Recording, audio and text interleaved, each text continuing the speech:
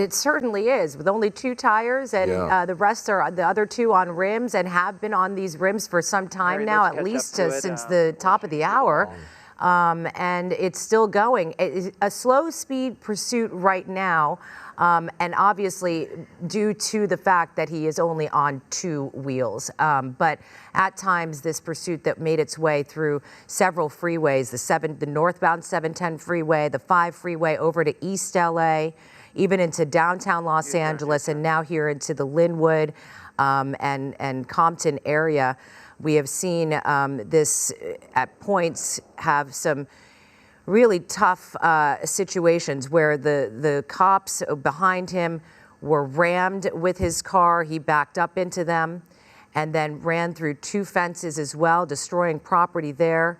And then you wonder about the stolen car and who this car belongs to, as they might be watching and thinking to themselves, this is my car, you know, and look at the damage. Is it a total loss? Yeah, exactly. Yeah, that's tough to see, tough to watch, but this car is taking a brutal beating here as we move along.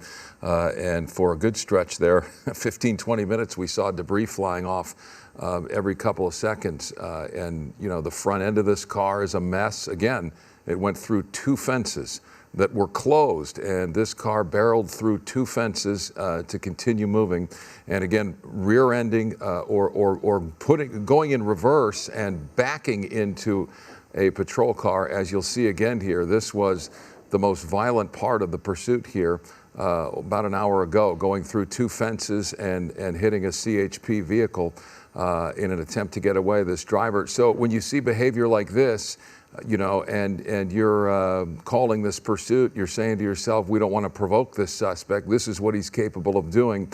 We're better off sitting back, and it's so long as he moves at a slower pace and isn't putting the general public in a great deal of danger, we're just going to ride this out. So that's what we're seeing. You see the way the car's leaning to the right. So there's no rubber on either of those 2 right rims as he moves through the neighborhood. And it's concentric circles, Gil, at this point. It really is. We've seen Alpine and Burton Road. He's been on this road a couple of times. I don't know if you noticed there when he made that right-hand turn onto the street there he was just on, that there was 2 pedestrians that were kind of encouraging the driver, waving at the driver, maybe even talking to the driver. Immediately the CHP put their spotlight on them and to get them to back away or back down, and they did. They stood down and got away from the street, it looked like. But this might be familiar territory for the driver, as we were mentioning before. But it could be that the driver's looking for a place to bail out, or hopefully just give it up and stop and surrender. Yeah, this is at the bottom of the hour here at 10:30. You are watching the KTLA 5 News at 10. We've been following breaking news of this pursuit that has been going on for about 90 minutes now. This is a stolen car. Suspect and pursuit. It is at low speeds right now due to the fact that this car did go over some spike strips at about 45 minutes into this pursuit and lost in the time that it's been trying to escape police, but not very successful at doing that, has lost the rubber on the passenger side of this car, the front and the back. So he's running on 2 wheels at this moment as he makes his way through Linwood and the Compton area. We have seen this travel from the 710 freeway, the 5 freeway, where it was at some decent high speeds there, through East LA and downtown LA, and now making his way, as we said, here through Linwood and the Compton area. I'm sure that if you live in this area, you do hear the helicopters and airships overhead, as well as the sirens, as it's been going on in this particular area for at least a half an hour. And at one point we saw him blow through intersections, drive on the wrong side of the road, no regard whatsoever for any of the traffic rules, and also at one point even used his car, which we are calling, of course, a assault with a deadly weapon on a peace officer. He rammed his car into one of those police cruisers, and then also rammed his way through 2 fences trying to get away. Now, as you're joining us, if you just happen to be joining us at the bottom of the hour, this is a slow speed pursuit simply because of the fact that he has only 2 wheels left on this car. That he's even moving at this point is quite a miracle. We saw that the CHP has tried to at least do one pit maneuver, but we haven't seen the CHP do that since then. So we continue to watch this slow speed pursuit at this point make its way again now through Compton. Exceptional patience on the part of CHP, and it's remarkable and usually conservative in this situation. As you saw at the top there, video of this suspect ramming through two gates and backing into a patrol car. Behavior that the CHP doesn't want to see repeated. They've backed off. They're continuing on the tail of the suspect. Again, a stolen car, but what they don't want to do is provoke him further, as we saw there in that video just a few moments ago, where the suspect went through those fences and rammed into the patrol car. He will stop at nothing, it is clear, to continue his run from law enforcement. The CHP, again, with all the time and all the resources available to them to remain on the tail of this suspect and let this thing play out as it will. This suspect is posing very little danger to the public at this point with this behavior. So CHP's posture is, at this point, what we're seeing here, 15, 20 miles an hour, and let it move through the Compton-Linwood area until this suspect either runs out of gas or decides, to make the right decision, which is to stop and surrender. The charges are forthcoming, and it's going to be a night in jail and more going forward for this suspect. But Gil, you see the CHP here with their pursuit package and their patience tonight. And they've done a really good job in controlling this pursuit, if you want to look at it that way. Once it got onto Rosecrans off the freeway system, they were able to get those spike strips in place, get the tires punctured, and lay back here and try not to be as aggressive with the pit maneuver, and try to get the driver to understand that he's not going to be able to make it much further on with his vehicle the way it is in the condition it's in, and maybe that will be a psychological factor on the driver. We see someone there on the side of the road there waving at him in a red shirt, so we have some of that going on here now on surface streets. But continuing here back onto Rosecrans once again, its driver's been on Rosecrans multiple times. But it was when it got onto Rosecrans, it seemed like the CHP started to get control, started to get those speeds down from 60 miles an hour back here down to like 13. Right now it looks like about 20 miles an hour. So that's great control, and soon hopefully they'll have this driver in custody. And we did see the driver at one point roll down his windows, have some hand gestures. Also, he looked like he was yelling back at the CHP. But we know that he is the lone, occupant of this car. There are no passengers in this car. And we do see him every now and then, as you see now, him, on his cell phone communicating. We don't know, obviously, if he's communicating with somebody that he's trying to get to help him, or if he's communicating with law enforcement. But there is some communication going on, and he seems a bit aggravated, too, when those windows are down and we are able to get a look inside. He's moving erratically inside and then again yelling out the window. So, this is, it seems like they're dealing with somebody, obviously, who's very stubborn, does not want to stop at all at any cost, even with just two tires, and is still just trying to prolong what is the inevitable, and that is going to be jail time tonight. Definitely. Now we have a turn here on Willowbrook Avenue, right along the train tracks. And the driver continuing, just being very stubborn and saying, no, I'm not pulling over. I'm just going to go until this car won't go anymore. But I don't know if the CHP will allow it to go to that point. They might try to intervene with a pit maneuver, especially if the driver decides to ramp up the speeds. It's just very dangerous for this driver to go any faster than he's going now. And we would hate to see that happen, a higher speed, uncontrolled car going down the street here. So we'll see what the CHP decides to do. But at this point, they're just laying back and waiting for the car to run out of gas or the driver to pull over. Yeah, virtually impossible to control that car at a high rate of speed, considering it's only got two good tires. Yeah, the suspect has been on the phone a lot. He has. And, if you're going to phone a friend and you're a friend, you convince him to surrender. And obviously, whoever he's talking to hasn't been able to convince him to do that. If, you would hope that's what they're trying to do, if he's communicating at all.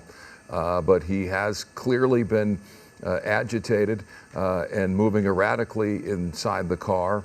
He's obviously not thinking rationally, or he wouldn't be doing this. And the question begs, how much longer will this go on in this state before things either come to an end or escalate? And the CHP's betting its position on the former, and by backing off and refusing to provoke that, perhaps this driver will calm down and eventually surrender peacefully without further damage to property or worse. Yeah, let's take a look at that, the damage that he did do earlier to the property, not only to the car. There it is. This was in a cul-de-sac in the downtown LA area. And it seemed like he got stuck there. They decided to go right through that fence, and that was not it. There's still more to come, and he does do it. He does it again, trying to get away from police. And when CHP comes up behind him, he then backs up into that police cruiser and then continues on. You know, we started to see his bumper fall off, and then a little bit further up, he was able to. They were able to deploy a spike strip, and that's how come his passenger and rear passenger side wheels are running on rims right now. I just saw someone come running out of their house down the driveway as if to try and get a look at this. Obviously, that's not something you want to be doing when you're dealing with an erratic suspect like this, who is entirely unpredictable in a drawn-out showdown with law enforcement like this. You want to stay inside with the doors locked and with the windows locked. He's been in this neighborhood for some time now, driving in circles as if he's communicating with someone or maybe trying to plot a foot bail.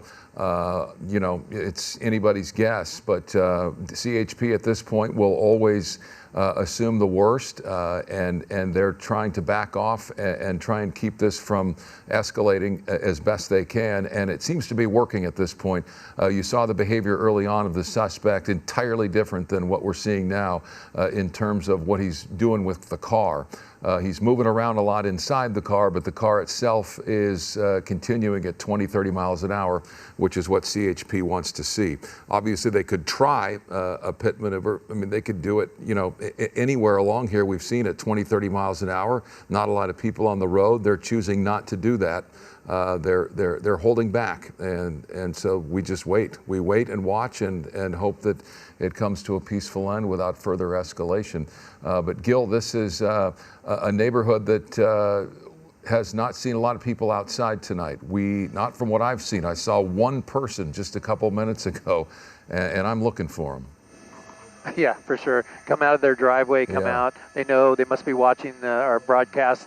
No, they're coming down their street. This is El Segundo Boulevard right now, and is going to come up to the cross of Santa Fe Springs. The driver's staying in this area, Compton, Linwood, not really getting out of this area, likely due to the tires being blown. But here he is waving. He had the window up for a while. Now he's yelling out the window, waving out the window. And let's take a look here close to the driver here and see what he's doing. There he is signaling. He's got some sort of can. It looks like maybe a spray paint can of some sort in his like he was right putting hand. it up to his mouth. Okay, yeah. If that's the case, he might be using that to, you know, as a way to get high. Maybe we've seen people in pursuits do that. I think they call it huffing. They will put some sort of a item in their mouth like that, and then you'll see a lot of agitation. It's hard to say, but definitely some sort of aerosol can was that the driver was holding there, and we'll see how that impacts the situation.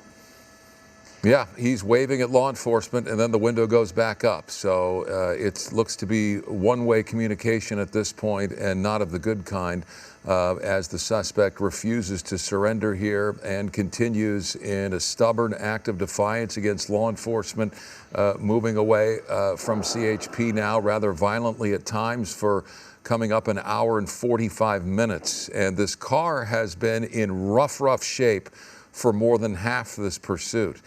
So you can imagine what it sounds like inside that car if you're driving a car on just rims. You've got 2 tires on the left and 2 rims on the right. A lot of noise. And the car is frankly falling apart as it moves here. He's put it through the ringer, going through 2 fences. So, you know, the car's in rough shape.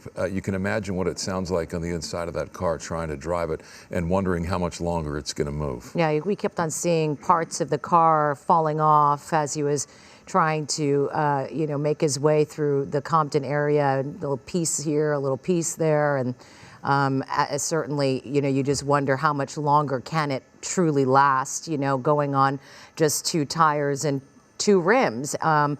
I'm actually quite surprised that we haven't seen much sparking coming from those rims. Only when he was able to bring it up to speeds of about 70 miles per hour here on surface streets, and it looks like he's starting to pick up some speed again now.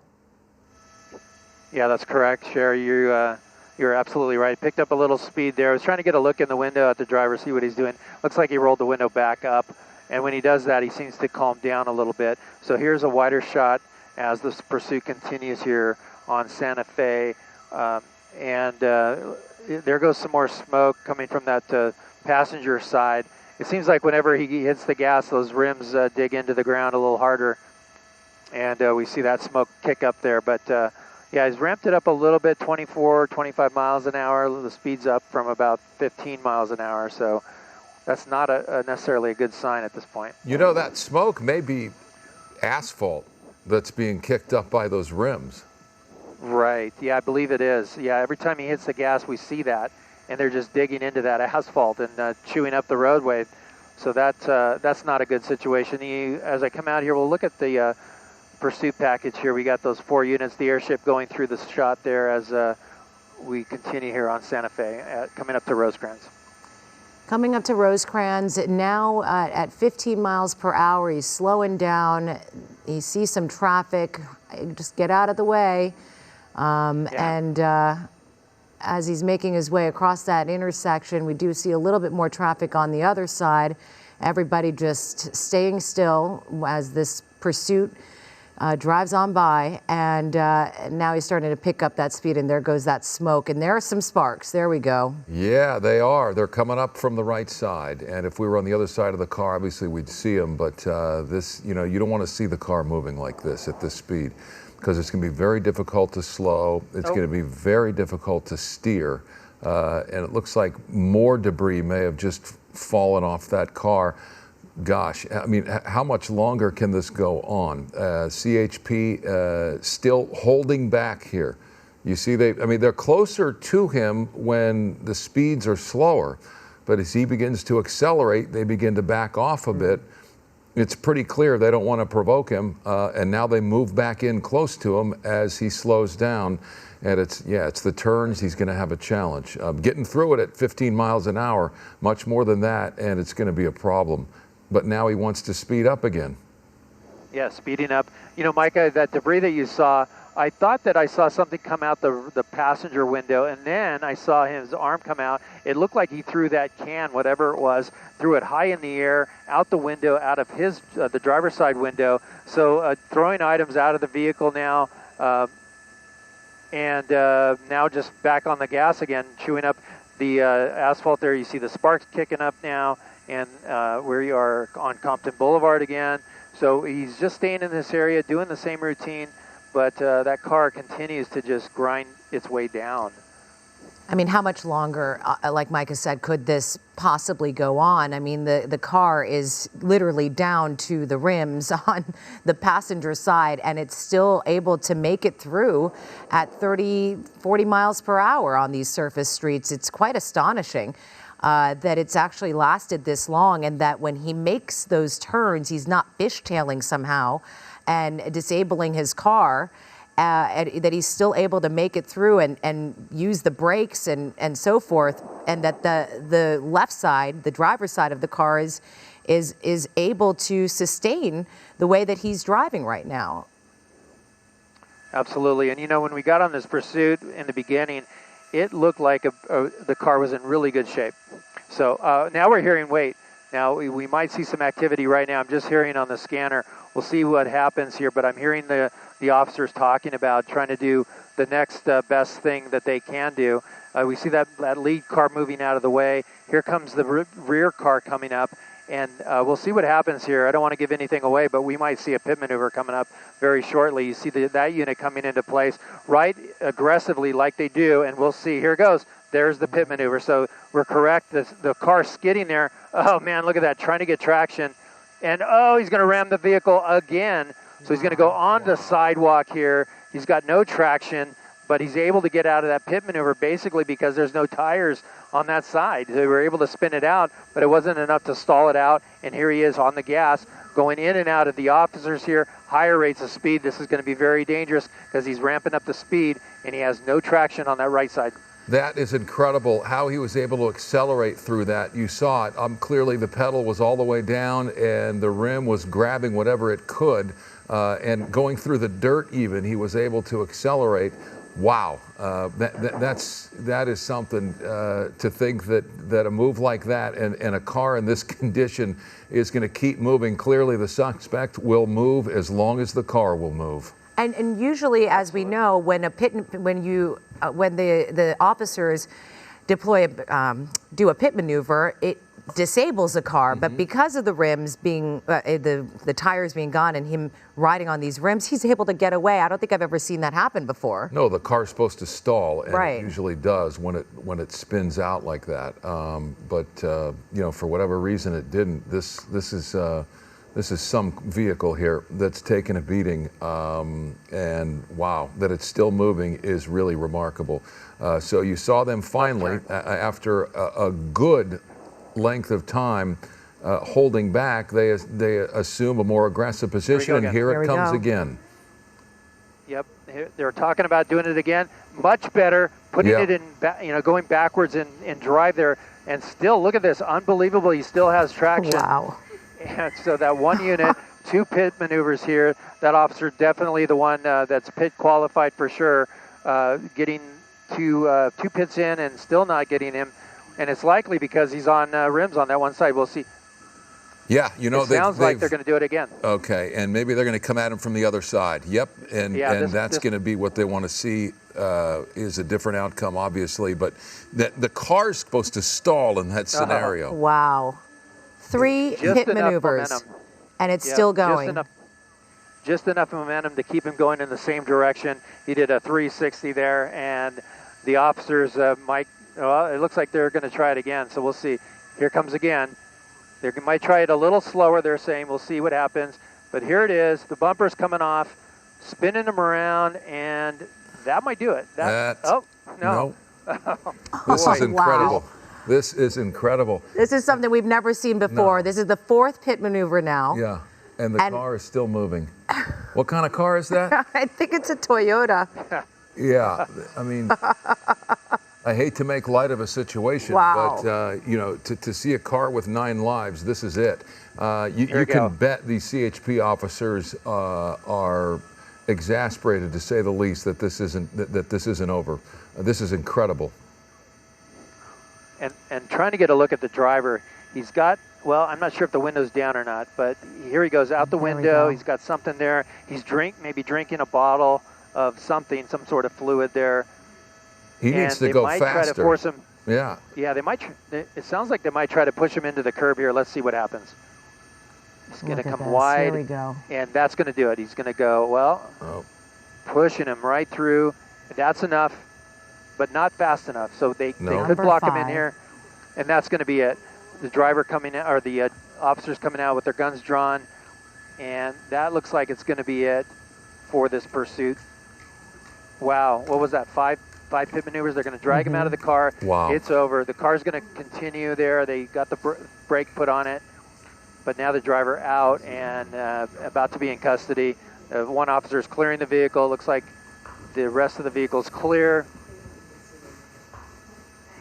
And there we go, taking him into custody now.